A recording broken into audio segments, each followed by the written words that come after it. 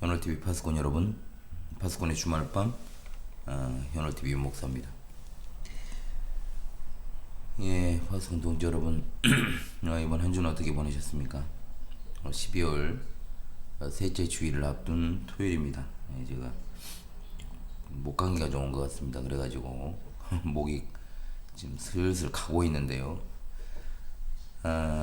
이번 주 수요일에 성경교리학교를 못하고 제가 이제 집에 일이 있어서 목요일에 성경교리학교를 좀 진행하니까 급격하게 좀 목소리가 안 좋아졌습니다. 예, 그래서 지금 목이 안 좋은 상태인데 주일 사역에 지장이 없어야 될 텐데요. 네, 어찌됐든 이제 커튼이 지금 세탁을 맡겨가지고 아직 안 왔습니다. 그래가지고 지금 멍 뚫려 있는데요. 예, 좀 그런 상황이라는 걸 좀 이해해 주시고요. 2024년이 마무리되어 갑니다. 이제 두 번의 토요일만 보내면 2025년입니다. 연말 연초 일정을 준비하는 기간으로 보내야 하니까 좀 정신은 없습니다. 그런데 또 잘 감당해야죠. 이 감기도 빨리 극복을 해야 되겠습니다. 이번 주 구원의 여정에서 여전히 주님의 뜻을 따라 살아내시는 일에 최선을 다하셨습니까? 우리에게 주어진 주말밤은 지난 한 주를 돌아보고 또 하나님 앞에서의 삶의 자세를 다시금 생각하는 그런 계기가 되어야 할 것입니다. 오늘은 2024년 12월 14일 토요일입니다.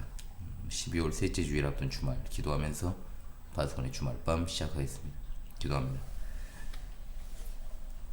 이번 주에도 변함없이 하나님께서 택한 백성들에게 주신 귀한 은혜를 되새기고 12월 둘째 주일 지나 한 주간의 인도하시며 12월 셋째 주일을 앞둔 주말밤을 맞이할 수 있도록 여기까지 도우시니 참으로 감사합니다. 주일 지난 한 주간도 하나님의 은혜와 사랑 가운데 변함없이 주의 택하신 백성들과 함께 해주신 그 은혜에 감사합니다. 한 해가 저물어갑니다. 저물어가는 한 해를 돌아보고 지나온 시간들 속에서 하나님이 때마다 일마다 베풀어 주신 은혜와 교훈들을 생각나게 하시고 또한 회개하고 우리 신앙이 한층 더 성숙해 가기를 원합니다.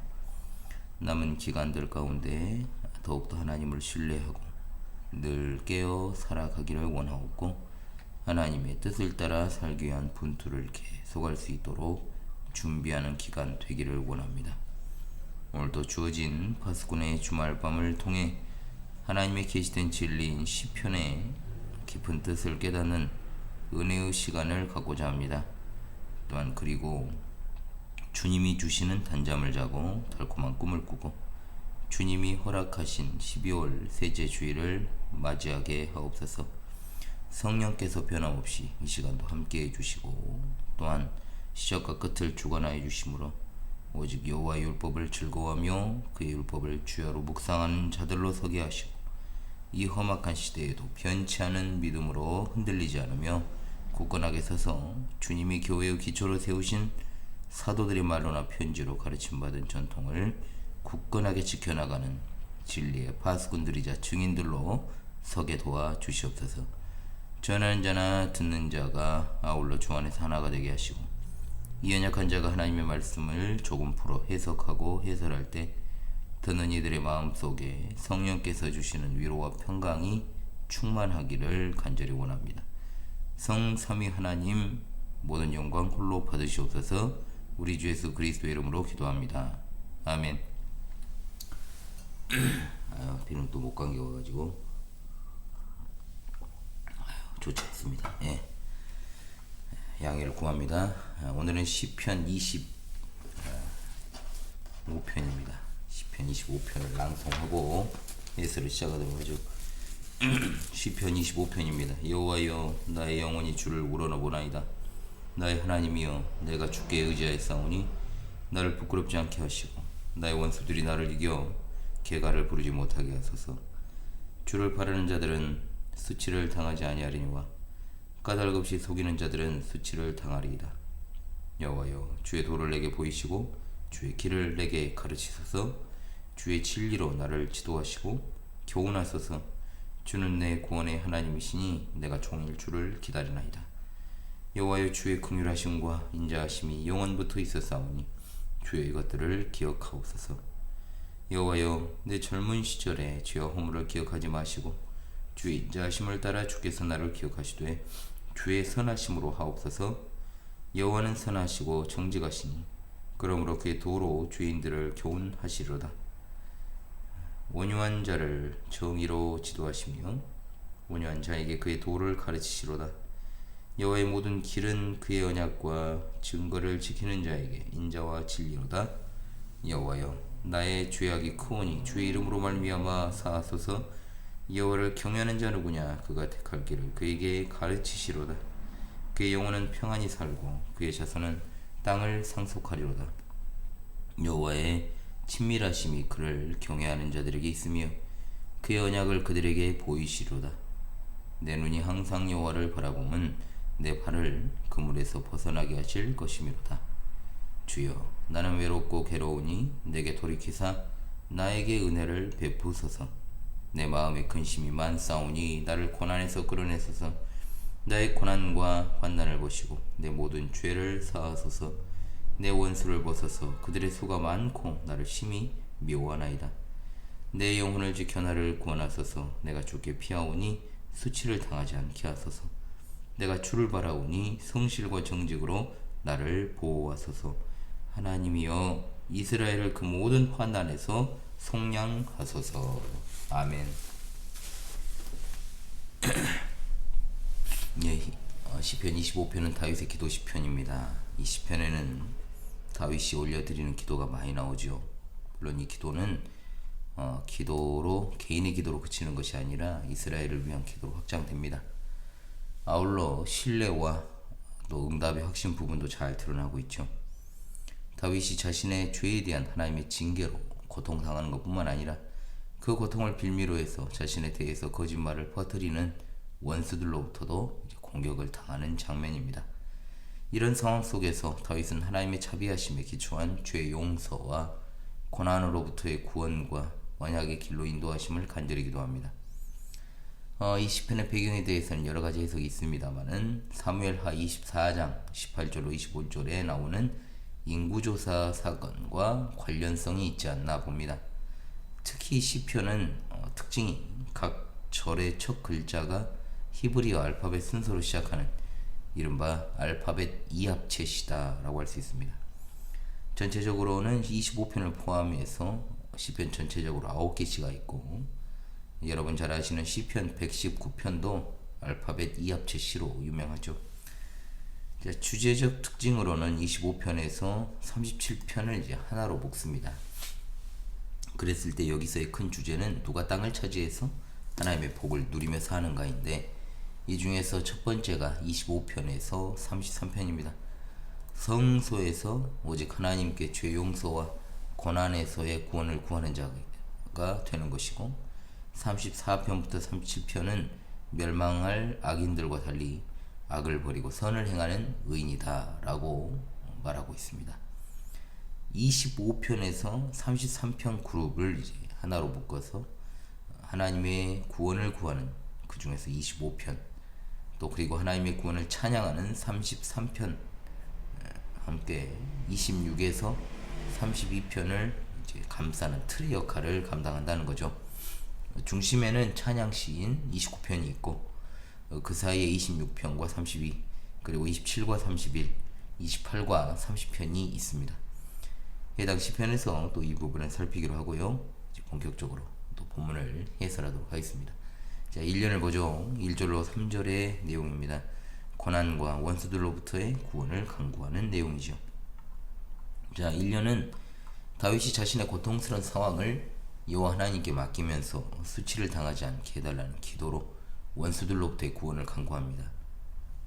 히브리어 알파벳 알렙으로 시작하는 1절, 다윗은 자기 영혼으로 주를 우러러본다라고 했습니다.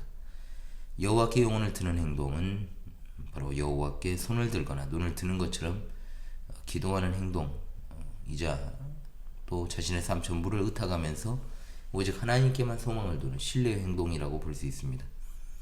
직전 24편에서 성소에 좌정하신 영광의 왕을 노래한 마지막 부분과 바로 연결되는 것을 알 수 있죠. 이 시편에는 하나님을 의지하고 기도하는 표현이 반복됩니다. 다음 절에 등장하는 의지하다, 바라다, 눈이 여호와를 향하다, 또 피하다, 이것이 다 그렇죠. 이런 표현은 모두가 다 성수에 좌정하신 하나님께 현재의 모든 고통을 올려드리고 또 오직 하나님으로부터의 도움과 구원을 기대하는 그 모습을 묘사하고 있습니다. 히브리어 알파벳 베트로 시작하는 2절, 다윗은 의지하다는 말로 자신이 하나님의 기도 응답을 분명히 신뢰한다는 것을 표현합니다. 아울러 원수들 앞에서 부끄럽지 않게 하시기를 간절히 기도하죠. 원수들이 다윗 혹은 이스라엘의 죄 때문에 하나님께 징계받는 것을 이용해서 악하고 거짓된 말로 공격을 했던 것입니다. 만일 다윗이 징계로 인해서 당한 고통 속에서 하나님의 용서와 구원을 얻지 못하여 수치를 당하게 되면 다윗의 원수들은 자신들이 승리했다라고 할 것입니다. 자, 개가를 부른다는 말은 바로 그런 것을 보여주는 단어죠. 3절에서도 다윗은 하나님께 자신의 영혼을 들고 하나님을 의지할 뿐만 아니라 주를 바란다라고 합니다. 자, 바라다라고 하는 동사도 신뢰에서 오는 끊임없는 주목과 기다림을 표현합니다. 다윗처럼 하나님을 바라는 자들은 구원하심으로 수치를 당치 않게 하시고, 거짓으로 의인을 모함하는 원수들은 도리어 심판하심으로 수치를 당하게 하실 것을 확신하는 겁니다. 자, 이언으로 가죠. 4절로 7절입니다. 여호와의 길로의 인도와 구원과 용서를 간구합니다. 자, 이언에서 다윗은 앞의 기도를 이어갑니다. 여기서는 단지 자기 구원만 구하는 것이 아닙니다. 그 구원을 통해서 하나님의 길을 깨닫게 되기를 간절히 기도하고 있습니다. 자, 4절로 5절은 하나님의 진리를 가르쳐달라는 간구입니다. 이 부분에서는 주의 도, 또 주의 길, 주의 진리가 유사한 뉘앙스로 반복이 되죠. 아울러 4개의 명령형 동사도 반복이 됩니다. 하나님의 길을 보고자 하는 다윗의 열망이 강하게 표현되고 있습니다. 그렇다면 하나님의 길을 가르쳐달라고 하는 이 기도가 어떤 것을 기도하는 것일까요? 몇 가지가 제시되는데 그 중에서 가장 전통적인 해석은 지금 자신이 하나님의 말씀을 어겨서 어떤 이런 고통 가운데 있기에 죄에서 벗어나서 의롭게 살 수 있도록 다시금 하나님의 율법을 가르쳐달라는 간구라는 겁니다. 또 하나는 자신의 죄와 원수들의 공격으로 인해 생긴 현재의 공경으로부터 구원해 주심으로 하나님의 자비로운 성품과 악인들에게 고통당한 의인을 구해 주시는 하나님의 의로운 통치를 깨닫게 해달라는 기도일 수 있다는 거죠. 즉 다윗은 비록 현재 자신의 죄에 대한 징계 또한 그로 인한 원수들의 공격을 받고 있지만 현재 가장 큰 소망은 무엇입니까? 하나님의 뜻대로 회복되어서 이전처럼 그 하나님의 뜻대로 사는 그런 살게 되는 것임을 밝히고 있습니다. 4절은 같은 기도를 담은 두행입니다. 두행에 등장하는 도 그리고 길 같은 말이죠. 8절, 9절, 10절, 12절에서 반복이 됩니다. 5절에 나오는 진리와 함께 주로 하나님이 자기 백성들에게 주신 언약적인 요구사항 그리고 지켜서 복을 누리게 하시는 하나님 나라 법을 가리키고, 아울러 죄인을 용서하시고 징계와 고통과 그를 공격하는 악인들의 불의함에서 건져내시는 하나님의 의로운 행위를 가리키고 있습니다. 다윗의 최종 목표는 고난에서 구원받는 것이 아니라 그 구원을 통해서 하나님과 그분의 뜻을 더 많이 하는 것에 있다라고 하는 겁니다. 자, 5절은 진리로 또는 진리 안에서 지도해달라는 기도는 진리이신 하나님의 말씀대로 인도해달라는 것으로 볼 수 있습니다. 6절의 긍휼하심 그리고 인자하심 등의 하나님 성품과 연결이 되어서 신실하게 인도해달라는 것일 수도 있습니다. 이런 기도의 이유가 무엇입니까?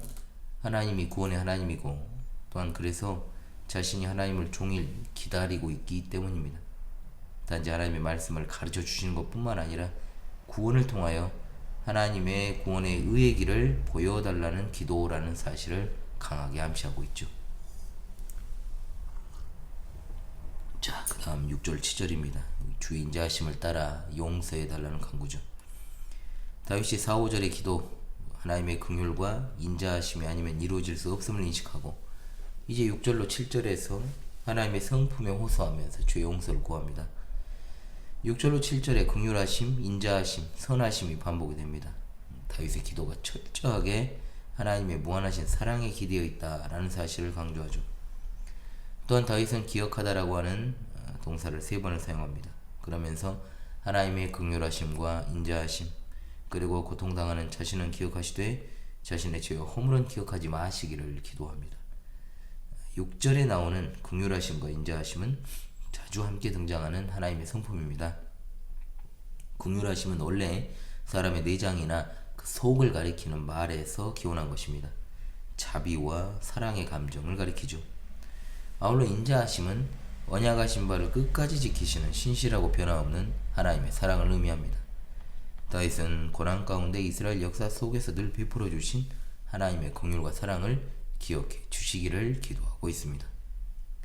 7절에서 하나님의 긍휼하심과 인자하심을 기억하는 건 다윗의 죄를 기억하지 않는 것, 즉 모든 죄를 용서하시는 것을 의미합니다. 젊은 시절의 죄들과 허물들은 현재 자신의 고난의 원인이 되는 죄뿐만 아니라 이전의 모든 죄도 포함하는 것입니다. 젊을 때부터 많은 죄와 허물을 저질렀지만 이미 그런 것들을 기억하지 않으시는 하나님의 은혜와 사랑으로 고통당하는 자신을 돌보시고 구원해달라는 기도입니다. 다윗은 자신의 선행이나 자격이 아니라 오직 하나님의 사랑과 선하심을 따라 죄를 용서하시고 구원해 주시기를 간구합니다. 선하심은 하나님의 깊으신 뜻을 따라 베풀어 주시는 호의와 친절을 의미하죠. 3년으로 갑니다. 여러분 8절로 10절입니다. 여호와의 길로의 인도와 구원을 확신하는 장면입니다. 자, 3년도 이언과 같은 어휘를 공유합니다. 특히 이제 도, 길, 가르치다, 인도하다, 인자하심, 선하심, 진리. 그러니까 이언에서 기도했던 것들에 대한 응답을 확신하는 것을 이제 담고 있는 거죠. 8절에서는 7절에 언급했던 하나님의 선하심과 7절에서 언급한 죄를 저지르는 죄인이 다시 등장합니다. 다윗이 4절 이하에 기도한 대로 하나님이 선하시고 정직하시기 때문에 죄인들에게 그의 길을 교훈해 주신다라고 확신합니다. 여기서 죄인들에게 교훈하신 하나님의 길은 5절로 7절에서 기도한 것처럼 하나님의 긍휼과 인자하심과 선하심으로 죄인들을 용서하시고 그들을 고통에서 건져내 주시는 것을 말합니다. 물론 그와 같은 용서와 구원의 목적은 죄인들이 다시 하나님의 올바른 길을 따라 사는 것입니다. 9절에서 죄인은 온유한 자들로 바뀌어서 등장합니다. 여기 온유한 자는 대적들에 대한 자신의 억울함을 풀어주시고 또 자신을 용서하시고 회복시켜 주실 유일한 재판관이신 하나님만 바라는 겸손한 자를 가리킵니다. 다윗이 고난 중에도 분명히 가르침 받을 것이라 확신하는 하나님의 길은 자신만을 바라보는 고통당하는 죄인을 긍휼히 여기셔서 용서하시고 악인들의 공격과 고통에서 건져주시는 인자와 정의의 길입니다. 10절에서 8절의 죄인과 9절의 온유한 자가 하나님의 언약과 증거를 지키는 자들로 바뀌어서 등장을 합니다. 다윗은 비록 죄를 범해서 고통 가운데 있지만 하나님과 이스라엘이 맺은 언약에 담긴 율법과 그 말씀을 지키기를 갈망하면서 하나님의 용서와 구원을 간절히 열망하는 사람입니다. 하나님은 인자와 진리로 돌보십니다. 고난 중에도 경험하고 배우기를 기대하는 하나님의 길입니다.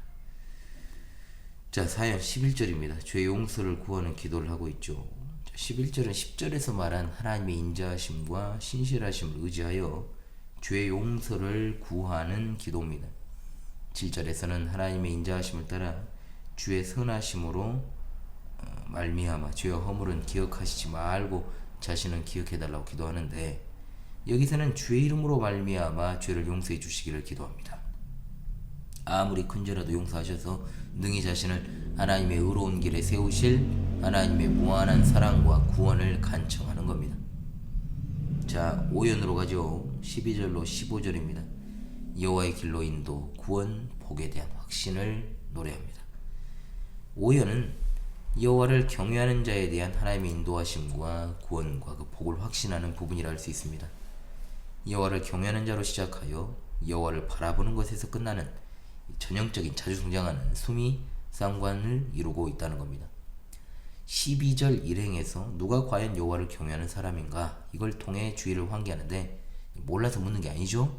여호와를 경외하는 자가 누릴 복에 관심을 집중시키고 있습니다. 13절은 여호와께서 보이실 택할 길을 배우고 그대로 사는 그야말로 여호와를 경외하는 자들이 누릴 하나님의 복을 노래합니다. 그것은 평안입니다. 평안이라는 말은 문자적으로 선하고 좋은 것입니다. 일행은 선하신 하나님이 주시는 모든 좋은 것을 누리며 사는 것을 말합니다. 여호와를 경외하는 자가 받을 두 번째 복은 그 후손이 땅을 상속받는 것입니다. 자, 신약에서 이 복은 예수 그리스도께서 제자들에게 약속하신 하나님 나라에서의 영원한 행복으로 적용되고 있습니다. 자, 14절은 이제 친밀하심으로 이렇게 번역이 되었죠. 이 말은 비밀이나 경륜으로도 번역이 됩니다. 하나님의 주권적인 경륜으로 사용되는 말이라는 거죠. 언약이 그 다음에 이어지는 것을 봤을 때 하나님의 의로우신 통치 경륜이 하나님께서 이스라엘과 맺으신 언약 안에 들어있음을 의미하게 되는 겁니다. 하나님을 경외하는 자들에게 복을 주시는 언약의 진실성을 알게 하신다는 뜻이죠.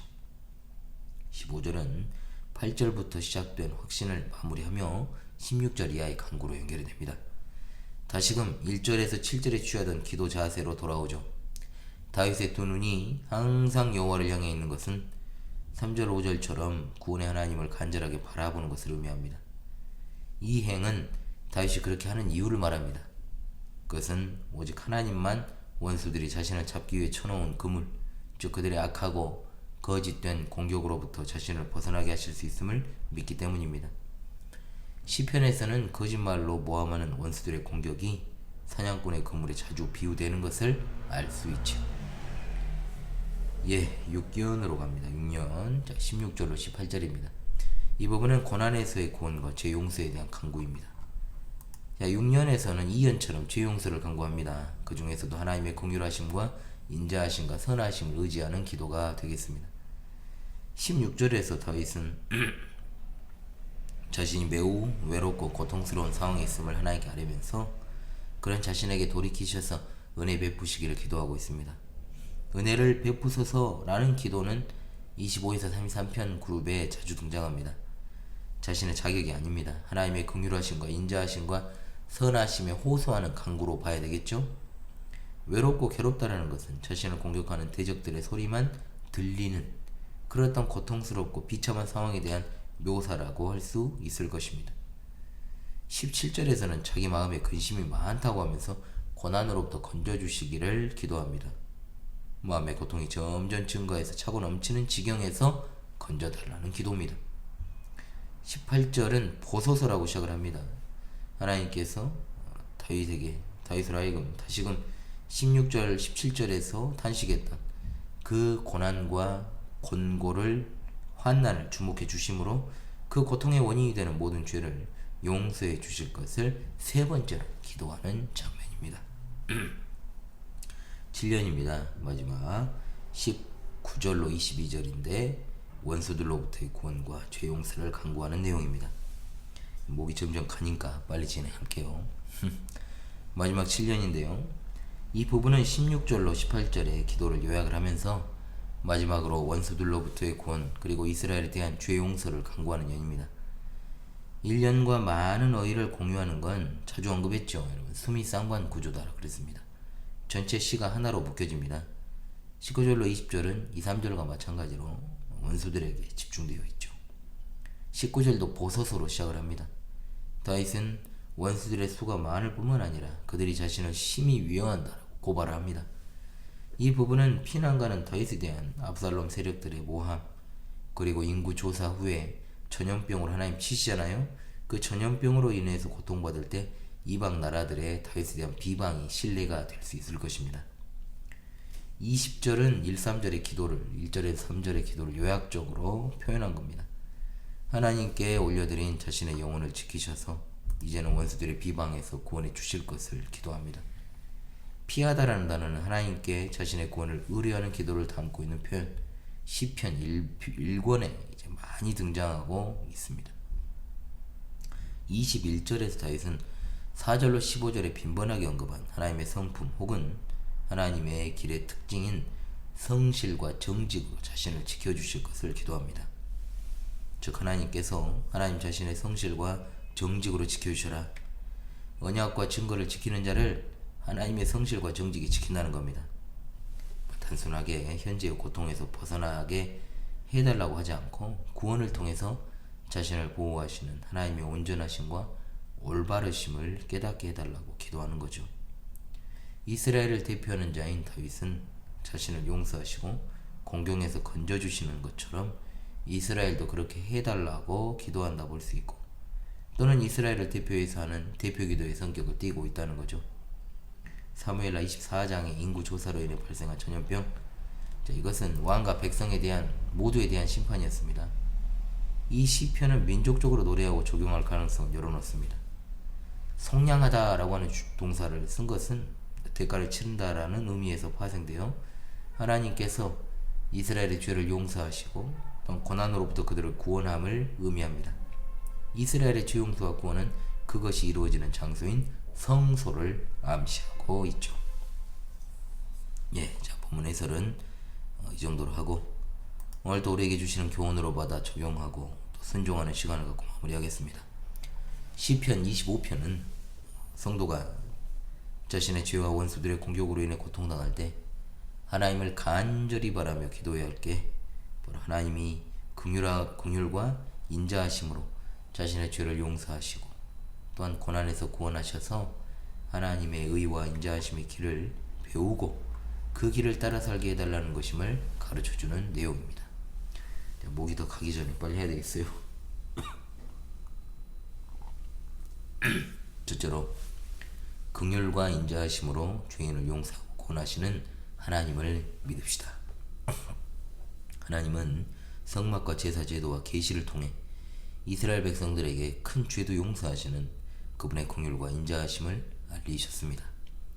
다윗은 이것을 의지해서 자신과 이스라엘의 죄 용서를 구한 겁니다. 죄가 가져다주는 비참함과 고통, 그리고 원수들의 비방으로부터 구원해 주시기를 간절히 기도하고 있습니다. 우리도 잊지 말아야 될 것은 우리의 죄성과 연약함을 누구보다 하나님이 잘 아신다는 사실. 하나님은 우리를 형벌하시는 것이 아니라 징계하십니다. 그 지점에서 우리를 일으킬 긍휼, 사랑, 용서, 선한 길을 준비하시는 하나님이시죠. 그 길은 너무나도 값비쌉니다. 왜냐? 사랑하시는 독생자를 십자가에 달아 죽여야 될 정도였기 때문에. 그만큼 우리의 죄가 얼마나 하나님 앞에서 끔찍한 것인지를 보여주죠. 주님의 참된 교회에서 성찬을 통하여 우리는 죄사함을 얻게 하려고 많은 사람을 위해 흘리신 예수 그리스도의 언약의 피에 참여합니다.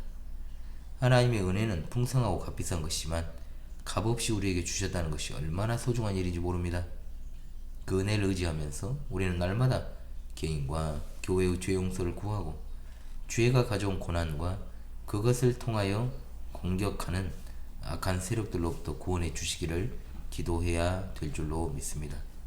우리는 날마다 하나님의 긍휼하심을 받고 때를 따라 돕는 은혜를 얻기 위하여 은혜의 보좌 앞에 담대히 나아가야 될 것입니다. 아멘. 둘째로, 죄의 사함과 구원을 통해 구원 영생의 도로 인도하시는 하나님을 믿읍시다. 아멘. 하나님이 거듭 죄를 범하여서 죄에 빠져 고통당하는 우리를 긍휼하심과 인자하심과 선하심으로 용서하시고 구원하시는 이유는 우리를 거룩하고 의롭게 만드시기 위함입니다.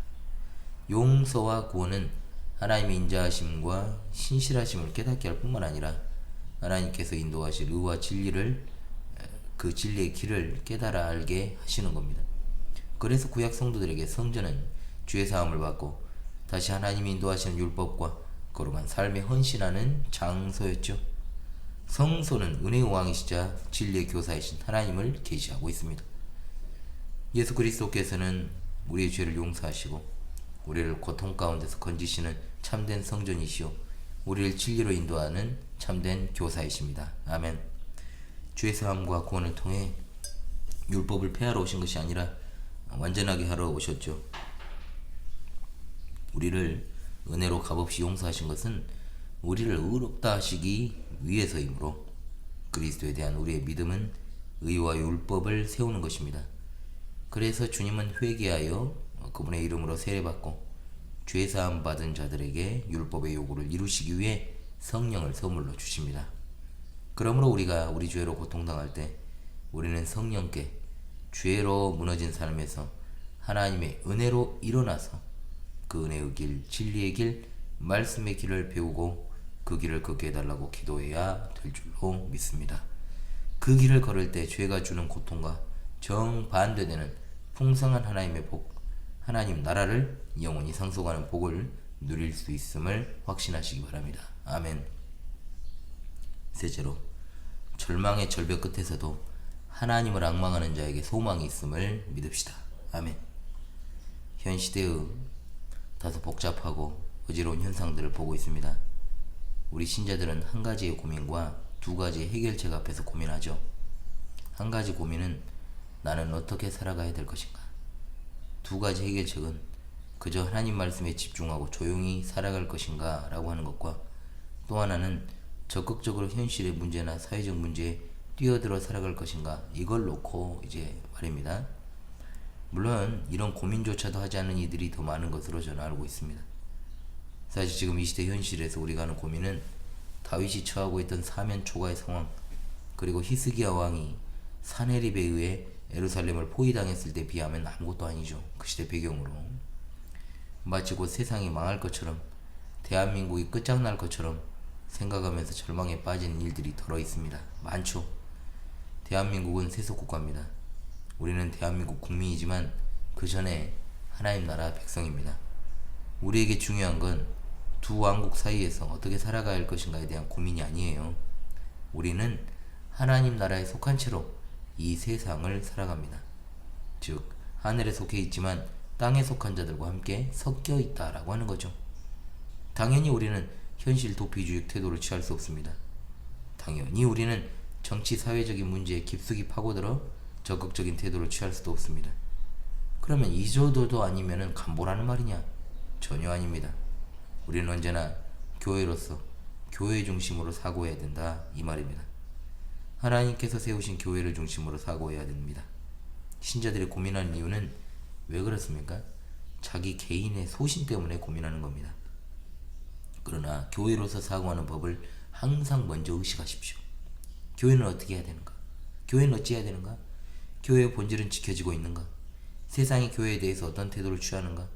여기에 기준에서 우리는 세상을 판단하고 우리가 세상을 감찰해야 되는 겁니다. 당연히 이 세상은 공중 권세 잡은 자, 이 세상 신, 이 세상 임금, 사탄이 지배하고 있고 그 배후에서 강력하게 미혹하고 있는 그런 세상입니다. 그래서 그는 이 세상 신이요, 이 세상 임금이라 불리지 않습니까? 신중하고 균형 있는 태도가 절대적이라는 거죠. 마귀가 원하는 게 뭐겠습니까? 교회나 교회 일원들이도 다 모두 양편 중에 한 진영에 속해 나름의 목소리를 내면서 서로 간에 싸울 것을 바라고 있습니다. 먹혀들었습니다. 교회와 지도자들 그리고 성도들이 종시 가만히 있지 않습니다. 그리고 물밑으로는 사정없이 배도의 광풍이 몰아닥치고 있죠. 교회가 스스로 교회됨을 상실하고 해체되는 것보다 더 중요한 것이 있습니까? 교회는 세상 끝날까지 정말로 주님의 피로 값주고 사신 곳이라는 그 정체성에서 흔들리지 말아야 됩니다. 흔들려서도 안 됩니다. 그런데 왜 자꾸 이리저리 흔들릴까요?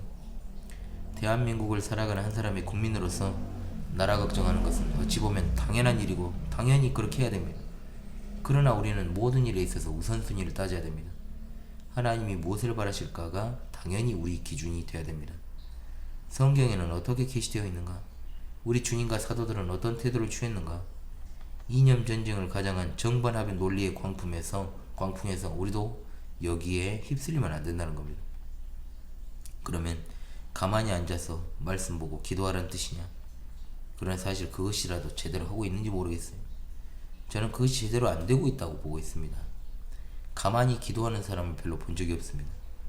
우리의 도움은 천지를 지으신 여호와 이름에 있고 다윗이 할 수 있는 게 오직 하나님께 구원을 요청하고 간구하는 것이었는데 우리가 진정으로 하나님께 부르짖고 있는가? 진정 하나님의 말씀의 뜻이 무엇인지를 상고하며 정말로 연구하는 일이 있는가? 별로 없다는 겁니다. 행동하는 것 자체가 문제가 아니라 방향성이 맞지 않으면 그 모든 행위가 무의미해질 수 있다는 겁니다. 하나님의 정하신 뜻과 때를 잠잠히 기다리며 기도하고 말씀을 상고하면서 우리 할 일을 하고 마땅히 해야 할 일을 해야 한다는 것 잊지 맙시다. 중요한 건 교회는 끝까지 하나님을 앙망해야만 합니다. 아멘. 예, 한 주가 이렇게 되고요.